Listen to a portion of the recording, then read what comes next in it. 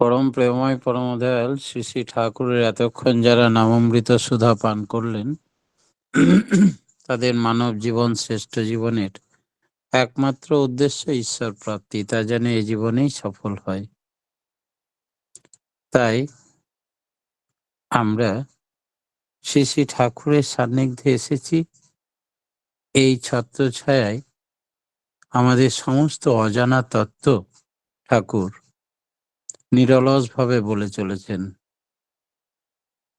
কিসের উপরে এই অনুরাগ, ভক্তি, ভালোবাসা দাঁড়িয়ে আছে, যার উপরে নির্ভর করে ঈশ্বর প্রাপ্তি সম্ভব। শেষে ঠাকুর বললেন,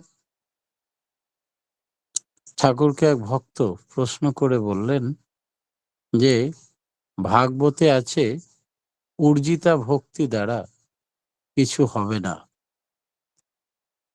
আর আপনি বললেন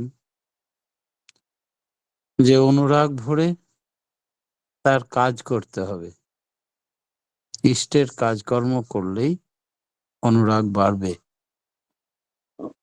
তবে কোনটা ঠিক? শ্রী ঠাকুর বললেন, তার উপরে নির্ভর করো, মানে অনুরাগের উপরে নির্ভর করো। সে তো একলা থাকে না ভাই, যখন যেখানে যায় তার সঙ্গে থাকে গো রাই। রাই মানে রাধা, আহ্লাদিনী শক্তি, অর্থাৎ বর্ধনী শক্তি। রাধা এসেছে রাধ ধাতু থেকে। রাধা মানে নিষ্পন্নকারিণী শক্তি, প্রকৃতি, এক কথায় বলা যায় লিবিডো, সুরত, যার সম্বেগে মানুষ কাজ করে। বাঞ্ছিতের প্রতি আকুল নেশায় ফলে আমাদের অন্তর্নিহিত আহ্লাদিনী শক্তি জেগে ওঠে, সর্বদাই ফুর্তি লেগেই থাকে তার শরীরে। মূল জিনিস উর্জি ভক্তি, বীর্যবান সক্রিয় অনুরাগ, যা নাকি ফোটে কথায়, কাজে, ব্যবহারে, হাবভাবে। এরপরে আর কোনো কথা নেই। রাধা শক্তি ডগমগ করে রাখে। ব্রহ্মদর্শন বৈশিষ্ট্য অনুযায়ী বিশিষ্ট রকমে হয়। কিভাবে ঠাকুর? ঠাকুর বললেন, বৈশিষ্ট্যের উপরে দাঁড়িয়ে ব্রহ্মদর্শন হলে ব্রহ্ম সীমিত হন না।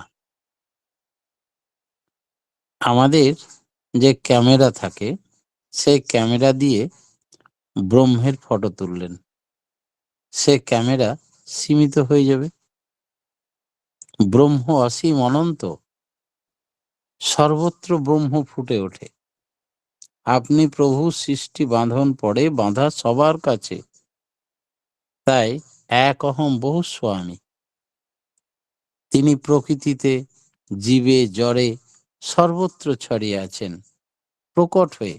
আবার নিজের শরীর ধারণ করেছেন, সেটাতেও প্রকট হয়ে আছেন একই সঙ্গে।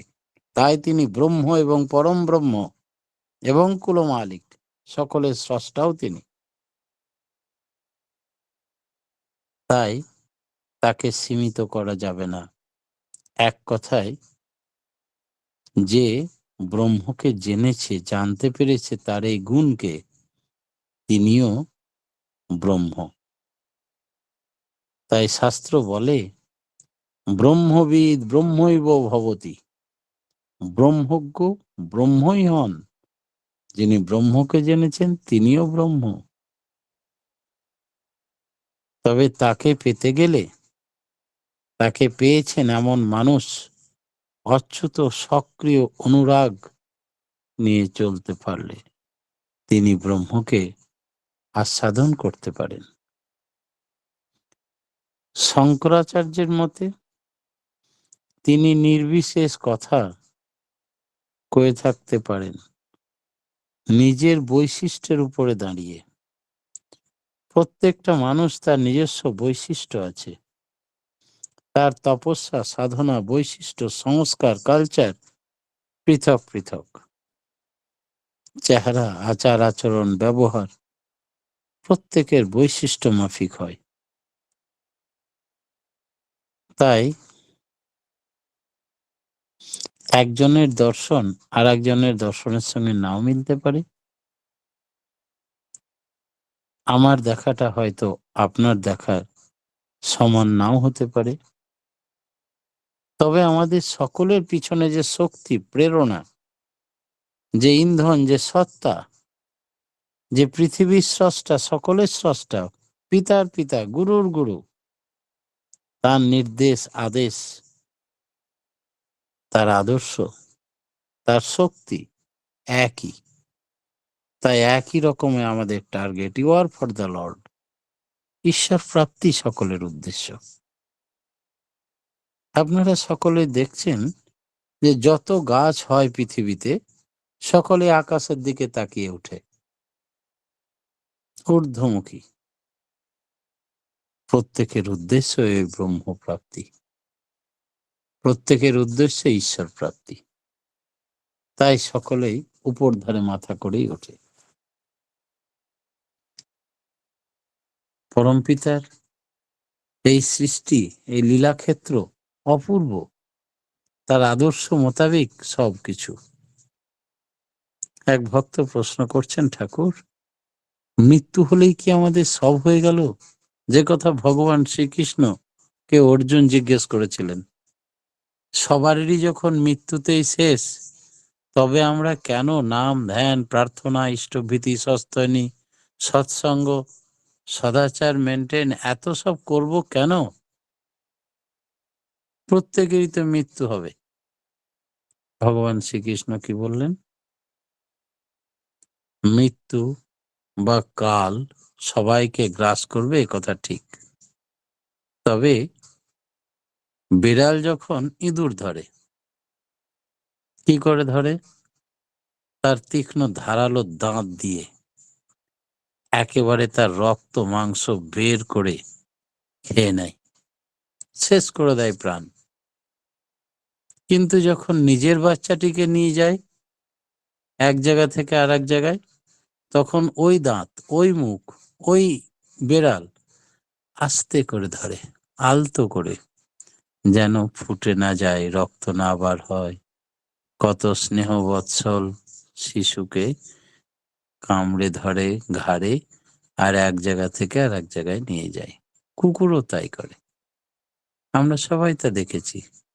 তাহলে নিজের বাচ্চাটাকে আগলে রাখার জন্য তখন সেই দাঁত জোরে ব্যবহার করে না, যেন তার কষ্ট না হয়, রক্ত ফুটে না মরে যায়। তাই বিধাতাকে যে ধরে রাখে, তার যদি স্নেহ বৎসল হয়ে ওঠা যায়, তখন তিনি বিধানকে কঠোর না করে হালকা করে দেন, নরম করে দেন, যেন তার সন্তানের কোনো কষ্ট না হয়। কবীর দাসের সেই কথা তখন প্রকট হয়। শুল্কা কাঁটা আর মনকা শের, যার মাথাতে 1 মণ বোঝা চাপাবার কথা, তখন 1 সেরের মতো চাপালেন। আর যাকে শুলিতে চাপানোর কথা, তার পায়ে একটা কাঁটা ফুটে গেল, কর্মফল ভোগ শেষ। সেই জন্যই তুমি ঈশ্বরকে ডাকবে অর্জুন, একথা ভগবান শ্রীকৃষ্ণ গীতায় বললেন। ঠাকুর কি বললেন? ঠাকুর বললেন, মৃত্যু হয়ে গেল মানেই সাবার হয়ে গেল, সব শেষ হয়ে গেল, তা নয় কিন্তু। মৃত্যু মা অমৃতঙ্গমায়া, তার মানে মৃত্যু যে যে ভাব নিয়ে দেহ ত্যাগ করে, ভগবান শ্রীকৃষ্ণ গীতায় কথা বলেছেন, সেইভাবে তার জন্ম হয় বা স্থান পায়। মৃত্যুর সময় আমাদেরকে কেমন ভাব নিয়ে মরতে হবে? শ্রী শ্রী ঠাকুর তাঁর আশ্রিত বাল্য বিধবা, অনেকবার বলেছি আমি যদিও ঘটনাটা, তাকে সবাই খ্যাপাতো, খুব রেগে যেত কথায় কথায়। তাই ঠাকুর এর কাছে অভিযোগ করে এসছেন সেই মাটি, যে ঠাকুর, আশ্রমে থাকে এরা, কোনো স্বভাব শেখেনি, আমাকে সবাই রাগায়, কাপড় ধরে টেনে দেয়, গালিগালাজ করে অকারণে। আমি ওদের কি ক্ষতি করেছি? আমি কোমর বেঁধে ঝগড়া করেছি, তবুও কেউ শুনছে না। আপনি ওদিকে লাঠি পেটা করে আশ্রম থেকে বার করে দিন। ঠাকুর বললেন, সরোজিনী মা, অত রেগে গেছিস কেন? তোকে যে একটা মন্তর শিখিয়ে দিয়েছি। কি মন্তর? তোকে যে রাগাবে তাকে তুই মনে মনে প্রণাম করে নিবি, ছোট হোক আর বড় হোক। কঠিন মন্তর তোমার। যে রাগাবে তাকে প্রণাম করে নেব? তাহলে হ্যাঁ, কেন করবি শোন।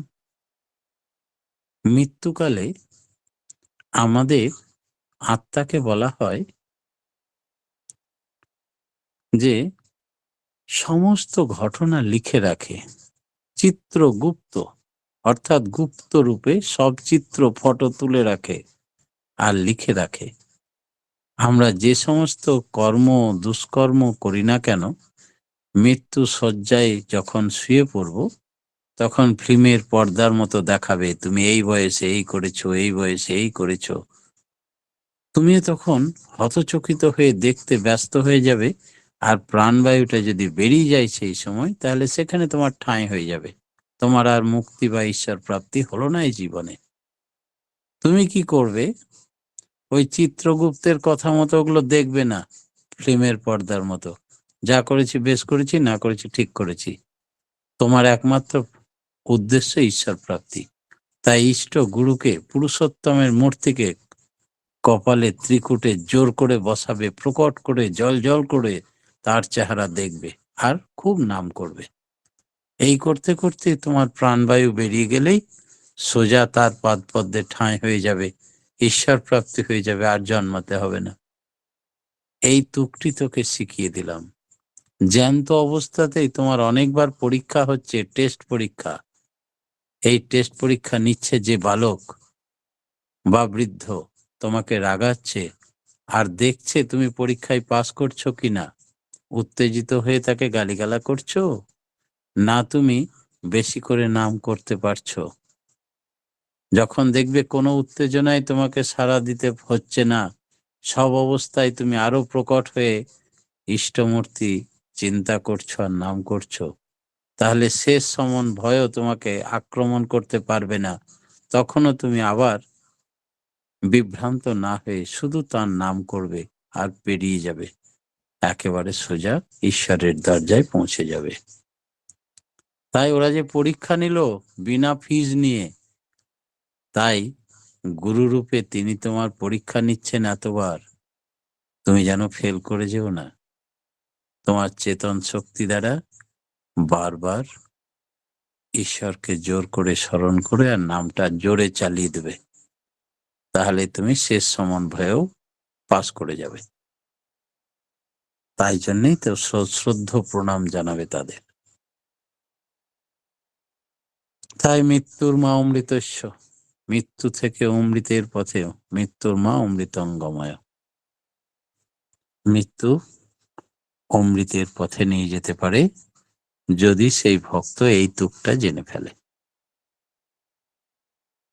এছাড়া আরো কথা, যারা সেই ভাব নিয়ে মুক্তি হলো না, তারা কি করবে? তাদের মৃত্যু হয় শরীরের, আত্মার মৃত্যু হয় না। আত্মা কি করে? সারা জীবনের কর্মফল, সংস্কার, বৃত্তি, প্রবৃত্তি, এইগুলোকে সব নিয়ে খুঁজে বেড়ায়, সূক্ষ্ম শরীর রূপে ঘুরে বেড়ায়। আবার একটা স্থূল শরীরকে আশ্রয় করে তাকে বাঁচতে হবে, বাড়তে হবে। এই খুঁজতে খুঁজতে তার মেন্টাল টিউনিং, এটাকে বলা হয় সূক্ষ্ম শরীর। স্থূল শরীর তখন সে ছেড়ে দিয়েছে, তার ডেড বডি হয়ে গেছে, তাই বডিটা নেই, পুড়িয়ে শেষ। কিন্তু এই সূক্ষ্ম শরীর ধরে সে খুঁজে বেড়ায়, তার সক্রিয় চেষ্টা থাকে আবার জন্ম লাভের। এই ভাবতে ভাবতে তার মেন্টাল টিউনিং, অর্থাৎ এক তান, তার যেমন মানসিকতা, সেই মানসিকতা সম্পন্ন কোনো দম্পতির মাধ্যমে আকর্ষিত হয়, সেখানে সক্রিয়ভাবে সে আবার নতুন দেহ ধারণের, তাদের সন্তান সন্ততির মাধ্যমে নতুন দেহ ধারণের সুযোগ পায়। বৃথা যায় না। এইবার কোন পরিবারে সে জন্মাবে? শ্রী ঠাকুর বললেন বিরূপাক্ষদাকে। পদ্মা নদীর ধারে বালুর চড়ায় একাই পেয়েছেন আজ বিরূপাক্ষদা শ্রী ঠাকুর ও নকুলচন্দ্রকে। হে পুরুষোত্তম, আমার একান্ত মনের বাসনা, আজকে পেয়েছি আপনাকে, আমার প্রশ্নের উত্তর দিন। দীক্ষা নিয়েছি সৎমন্ত্রে, শ্রেষ্ঠ জন্ম মানব জন্ম পেয়েছি, আকুল প্রার্থনা এবং ইচ্ছাও আছে ঈশ্বর প্রাপ্তির এই জীবনে, কিন্তু কোনো কারণে আমি হয়তো বিভ্রাট হয়ে ছেড়ে দিয়েছি। তবে কি আমি ছিন্ন মেঘের মতো উড়ে যাব? আমার সব সাধনা বৃথা যাবে?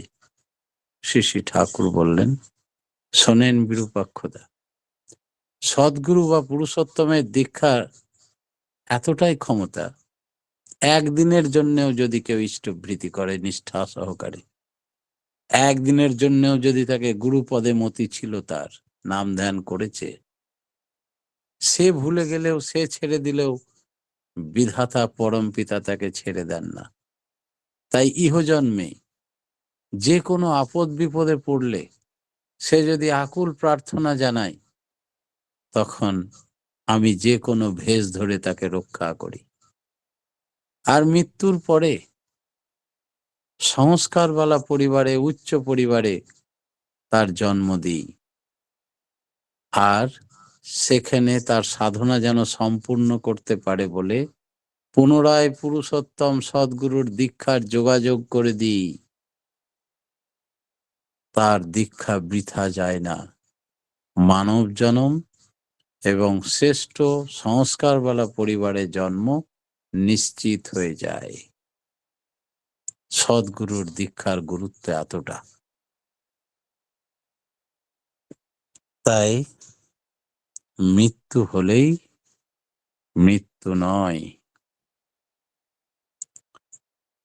আচ্ছা, মানুষ বড় অসহায়, ঠিক কি তাই ঠাকুর?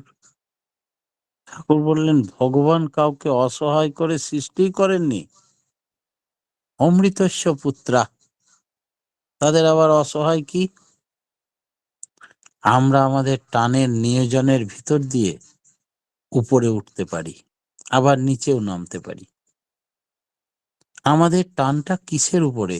ঈশ্বরের উপরে টান ঊর্ধ্বমুখী করে, প্রবৃত্তির উপরে টান নিম্নমুখী করে। এই টানটাই আমাদেরকে পৌঁছে দেবে আমরা কোন পারে যেতে চাই, নরকের দ্বারে না স্বর্গের দ্বারে। তোরই একটাই, এ পারেও এই কুলেও নিয়ে আসে, ওই কুলেও নিয়ে যায়। তাই এক তরি করে পারাপার। টানটার উপর নির্ভর করতে হবে। আমাদের টানটা যদি ঈশ্বরের উপরে ফেলে দেওয়া হয়, তবে আমাদের ঊর্ধ্বগতি, অপর পারে চলে যাব, ভবসাগরের ওই পারে। আর যদি তার বিপরীত হয়, তাহলে আমাদের টান আবার নিয়ে যাবে 84 লক্ষ জনই নরকের পথে। তাই টানটাই নির্ভর করবে। ঈশ্বর তোরে বাসেন ভালো, তাতে তোর কি? তুই না বাসলে ভালো, ছায়ে ঢালা ঘি। ঈশ্বর সূর্য সম, তিনি নিউট্রাল। আমার ইচ্ছা শক্তি দিয়ে আমি যাকে চেপে ধরবো, সে আমাকে চেপে ধরবে। রামকৃষ্ণ ঠাকুরের সেই ছোট্ট গল্পটি বলি। ঠাকুর রামকৃষ্ণ দেবের কাছে রাত্রি 10টা-11টা পর্যন্ত বহু মানুষ পঞ্চবটি তলায় জমায়েত। গ্রীষ্মকাল, 11টা বেজে গেছে। ঠাকুর তখনও ঈশ্বর তত্ত্ব বোঝাচ্ছে, গল্প করছে। ভাগ্নে হৃদয় বলল, ঠাকুর কখন আর খাবে? আবার ভোরবেলায় উঠতে হবে। এদের সঙ্গে বকবক করে লাভ কি হচ্ছে? ওরা আমাদের টাকা পয়সাও দিচ্ছে না, কিছুই দিচ্ছে না, দীক্ষাও নিচ্ছে না। ঠাকুর বললেন, তা তো ঠিক, এই দীক্ষা নিবি না? তখন সে ভক্ত বলছেন, যেদিন ঠাকুর টানাবে সেদিন হবে। বলে, তো অনেক জ্ঞান হয়েছে রে তোর, চল এই পঞ্চবটি তলা দিয়ে একটু ঘুরে আসি। নিয়ে একটা আম গাছকে চেপে ধরেছেন দু হাতে রামকৃষ্ণ ঠাকুর, আর বলছেন, আমাকে ধরে ফেললো রে, গাছটা আমাকে ধরে ফেললো রে, ছাড়া রে। দূর পাগলা ঠাকুর, তুমি তো দু হাত দিয়ে ধরে আছো, তুমি ছেড়ে দাও, তাহলে ছেড়ে দেবে। বলে, তবে রে শালা, god made a man after his own image. ঈশ্বর মানুষকে সৃষ্টি করেছে নিজের ছাঁচে ঢেলে, আর উইল ফোর্স, ইচ্ছা শক্তিটা তার উপরে ছেড়ে দিয়েছে। এই হাত দিয়ে তুমি যদি গাছকে ধরো তো গাছ তোমাকে ধরবে, সংসার ধরো তো সংসার তোমাকে ধরবে, ঈশ্বরকে ধরো তো ঈশ্বর তোমাকে ধরবে। ঈশ্বরের ইচ্ছা হয়েছে বলেই তোকে আমার কাছে নিয়ে এসেছে। আমি দীক্ষার কথা বললাম, এত কথা শোনালাম, এবার তোমার ইচ্ছাটা যদি না এগিয়ে আসো, তবে ঈশ্বর কি করে ধরবে? কোমরে দড়ি বেঁধে টানবে? তাই আমাদের ভালোবাসাটা যার উপরে দেব, সে আমাকে ভালোবাসবে।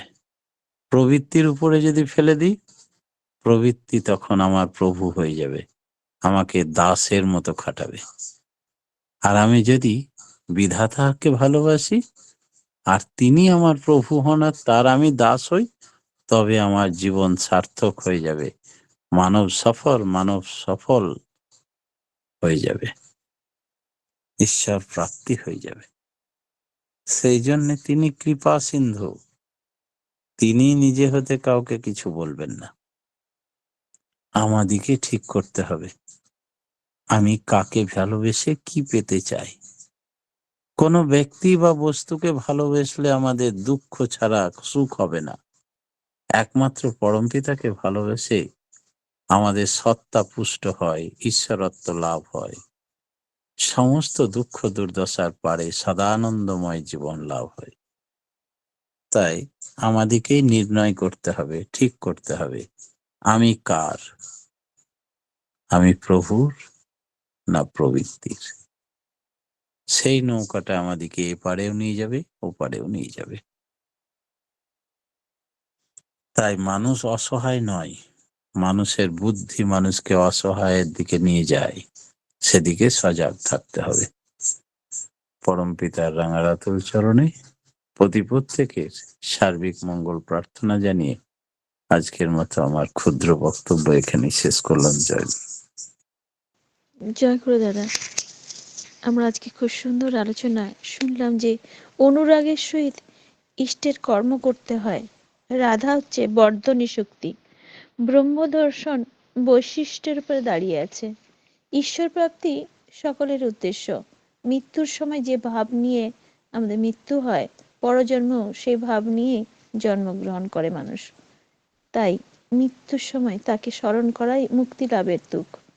নিষ্ঠা সহকারে তাকে ডাকলে তিনি উদ্ধার করেন, আর আমাদের ইচ্ছা শক্তি আমাদের ঈশ্বর প্রাপ্তির পথ প্রশস্ত করে। খুব সুন্দর আলোচনা দাদা, আমরা সমৃদ্ধ হলাম। পরম পিতা রাঙারাতুল চরণে আপনার সার্বিক মঙ্গল কামনা করি। আপনি সপরিবার সপরিবেশ নিরোগ সুস্থ দীর্ঘায়ু জীবনযাপন করুন এবং ঈশ্বরকে নিয়ে আনন্দে থাকুন, এবং আপনার পরিবার পারিপার্শ্বিক সবাই যেন ঈশ্বরমুখী হন, ঈশ্বরকে নিয়ে থাকেন, এই প্রার্থনা করি দয়ালের রাঙা রাতুল চরণে। জয়